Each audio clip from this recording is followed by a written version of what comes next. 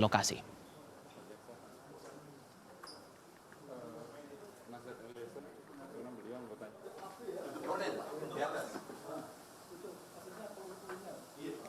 Penasihat hukum para terdakwa, Ferdy Sambo, Putri Chandrawati, dan Richard Eliezer memberikan sejumlah catatan dari pemeriksaan hakim terhadap dua rumah Ferdy Sambo.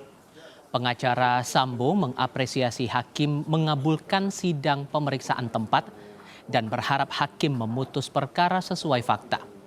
Sementara pengacara Richard Eliezer menyoroti semestinya ada CCTV di dalam rumah Saguling dan ia menilai semestinya seluruh terdakwa mengetahui peristiwa pembunuhan Yosua karena dekatnya jarak di rumah Duren 3.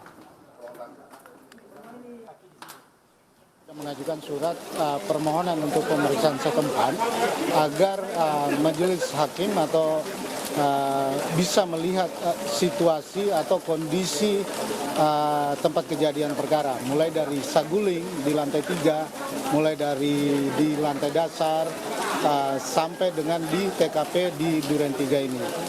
Intinya kami berharap agar nanti Yang Mulia dalam memutuskan atau mempertimbangkan putusannya sesuai dengan fakta yang terjadi.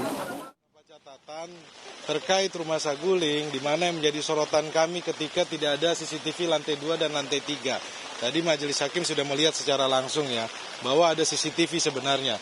Dan kedua, terkait yang ada di rumah Duren 3 ini menjelaskan posisi dari para terdakwa ketika terjadi penembakan, di mana jaraknya sangat dekat.